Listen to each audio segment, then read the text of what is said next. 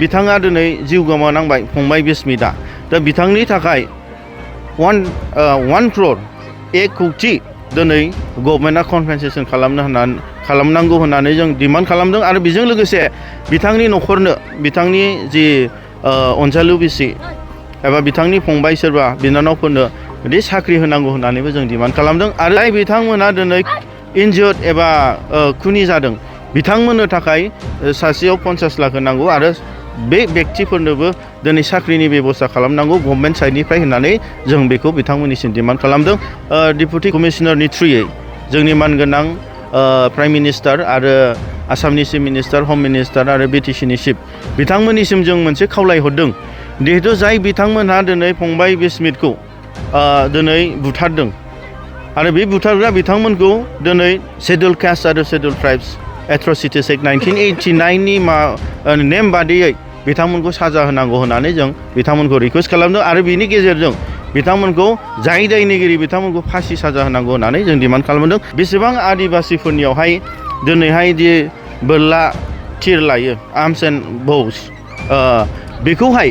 दिनै बिसिनि जि cultural tradition होननानै गभर्नमेन्टआ एलाउड होदोंमोन बेखौ बन्द टटेलि खालामनांगौ होननानैबो जों डिमान्ड खालामदों मैया बेलासिनि गेजेराव जे बिथां नाक्सालाइट बिथांमोना जाय आदिबासि भिलेजजों फुंसि जि थांदोंमोन बिसोरखौ संकसनि दैयावहाय सानै मानसिखौ हमनो मोनदों सासे हिन्जाव आरो सासे हौवा आर्म्सजों लोगोसे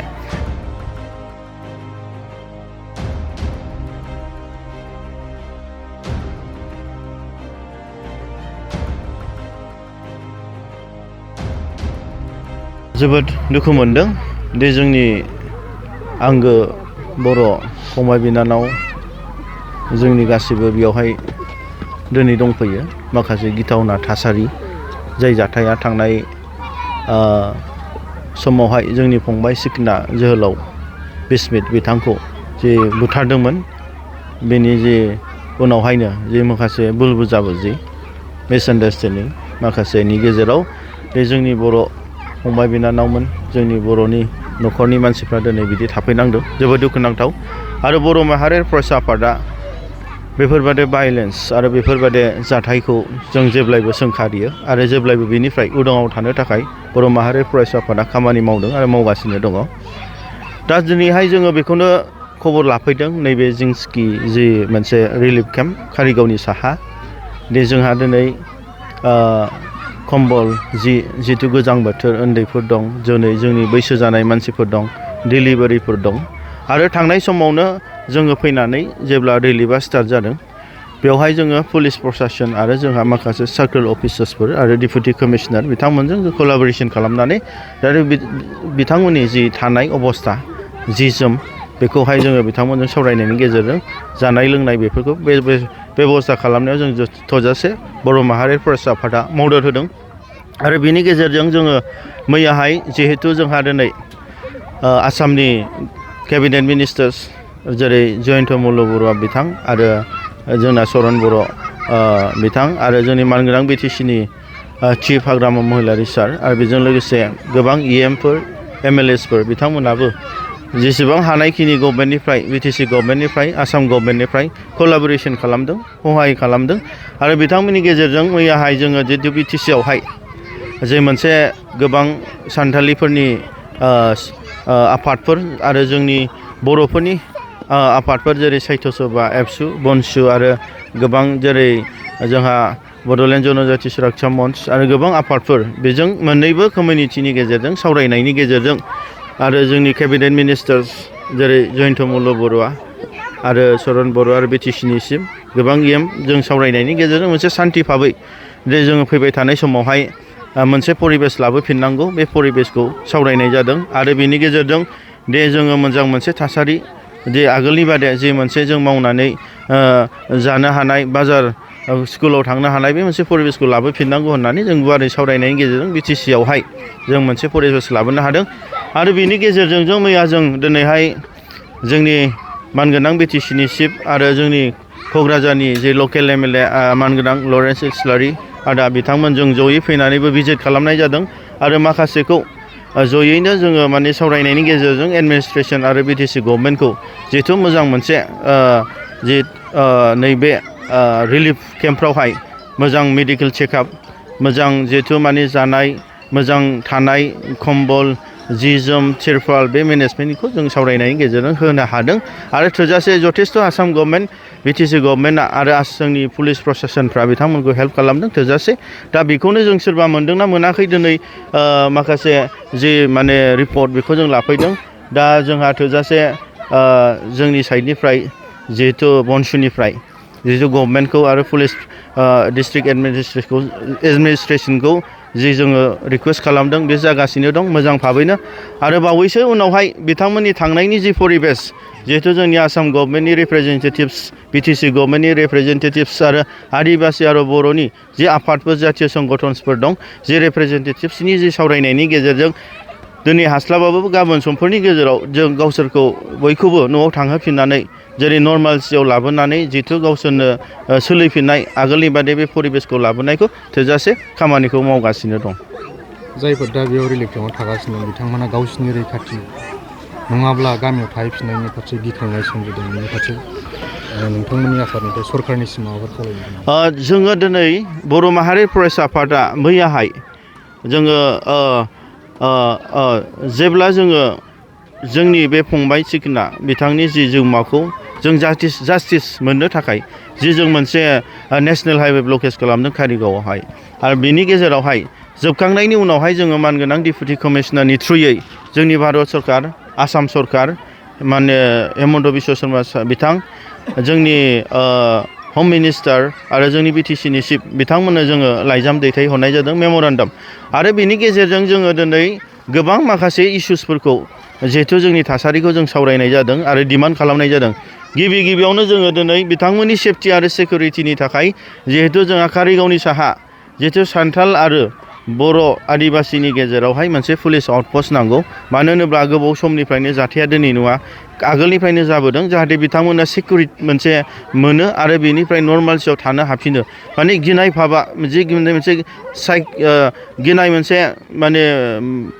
मोनसे जिहेथु माने सोमजिदों मेन्टेलिटियाव दा बे जिनिसा गोमालाङो आरो बेनि गेजेरजों जोङो दिनै डिपुटि कमिशनारनि थ्रुयै जोंनि मानगोनां प्राइम मिनिस्टार आरो आसामनि चिफ मिनिस्टार हम मिनिस्टार आरो बिटिसिनि चिफ बिथांमोननिसिम जों मोनसे खावलायहरदों जिहेथु जाय बिथांमोनहा दिनै फंबाय बिस्मितखौ दिनै बुथारदों आरो बे बुथारग्रा बिथांमोनखौ दिनै शेड्युल कास्ट आरो शेड्युल ट्राइब्स एट्रसिटिस एक्ट 1989नि नेम बादियै बिथांमोनखौ साजा होनांगौ होननानै जों बिथांमोनखौ रिक्वेस्ट खालामदों आरो बिनि गेजेरजों बिथांमोनखौ जाय दायनिगिरि बिथांमोनखौ फासि साजा होनांगौ होननानै जों डिमान्ड खालामदों आरो बेजों लोगोसे जाय बिथाङा दिनै जिउ गोमानांबाय फंबाय बिस्मितआ दा बिथांनि थाखाय 1 crore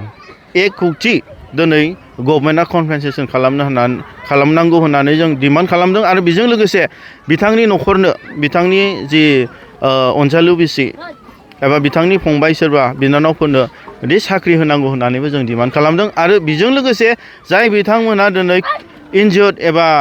खुनि जादों बिथांमोननो थाखाय सासेयाव 50 लाख होनांगौ आरो बे व्यक्तिफोरनोबो दिनै साख्रिनि बेबस्था खालामनांगौ गभर्नमेन्ट साइडनिफ्राय होननानै जों बेखौ बिथांमोननिसिम डिमान्ड खालामदों आरो बेजों लोगोसे बेसेबां आदिबासिफोरनियावहाय दिनैहाय दि बोरला थिर लायो आर्म्स एन्ड बौस बेखौहाय दिनै बिसिनि जि कालचारेल ट्रेडिसन होननानै गभर्नमेन्टआ एलाउड होदोंमोन बेखौ बन्द' टटेलि खालामनांगौ होननानैबो जों डिमान्ड खालामदों आरो बेजों लोगोसे फैबाय थानाय समावहाय जिहेथु बिथांमोनहा बिथांमोननि एरियायावहाय जि गुबुन स्टेटनिफ्राय फैनानै जाय जिनिसखौ जों इनपुट्स मोनदों जेरै मैया फुंनि 4टा बाजियावहाय जिहेतु जोंनि लकेल मानसिफ्रा नुदोंदि बिथांमोननि जि आर्म्स ग्रुप नाक्सालाइट्स माओवादी बिथांमोननि जि सल्युशन मुभमेन्ट बेखौ नुनो मोनदों आरो बेनि गेजेराव जोंनो लकेल पुलिसनोबो इभेन आङो जोंनि एडिशनेल एसपि बिथांनोबो जों रिपर्टखौ होनाय जादों आरो मैया बेलासिनि गेजेराव जे बिथां नाक्सालाइट बिथांमोना जाय आदिबासि भिलेजजों फुंसि जि थांदोंमोन बिसोरखौ संकसनि दैयावहाय सानै मानसिखौ हमनो मोनदों सासे हिन्जाव आरो सासे हौवा आर्म्सजों लोगोसे दा गोबां बेफोरबादि बिसोरनि माखासे आर्म्स बिथांमोना जोंनियाव फैनानै बेफोरबादि बिसोरखौ बिसोरनि माखासे आफादफोरखौ लानानै गोबां बेफोरबादि बिदिनो एक्सटर्सन खालामनाय सोरबा कन्ट्राक्टरनाव फैसा बिनाय सोरबा बिजनेसमेनखौ किडनाप खालामनाया दिनै जाथाया जाबाय थानो मोन्दों थांनाय समफोरनिफ्रायनो लास्ट इयारावबो मेबि बोसोरनैसो सिगांबो सोरबा नेपालिखौ बिथांमोना किडनाप खालामनानै हाग्रायाव खानानै दोनहैदों नाक्सालाइट बिथांमोनहा दा बेखौबो पुलिसा रिकभार खालामनो मोन्दों दा जाहाथे बेफोरबादि जाथाय जाया जोङो दिनै माखासे सानथालि लिडार्सफोरखौबो होनदों जिहेथु दिनै बेफोरबादि समस्या जाबाय थायोबा लकेल्सआसो प्रब्लेम जागोन आरो आं दिनै प्रेस मिटनि गेजेरजोंनो बिथांमोनखौ बुंनो लुबैदों जिहेथु दिनै नाक्सालाइट एबा सोरबा बिथांमोननि आर्मस ग्रुपफोर दं सोरबा सारेन्डार जाबाय सोरबा सारेन्डार जायाखै दा बेफोरबादि गुबुननिफ्राय फैनानै बिथांमोना जायगा होयोब्ला आरो बिथांमोननि सुंज्लायनायाव दिनै बेफोरबादि जाथाया जानानै थांबाय थायोबा आरो एखे भायलेन्स बेफोरबादि दाङाबाजि मिसआन्डारस्टेन्डिंआ फैगोन बेयावहाय बिथांमोनाथ' मावगोन आरो थांगोन खिन्थु जोंनि लकेलफ्रा जाय पिस लाभिं पिपोल जाय सान्थिखौ मोजां मोनग्रायासो दिनै खस्थ' मोनगोन दिनै बेयावहाय जोंनि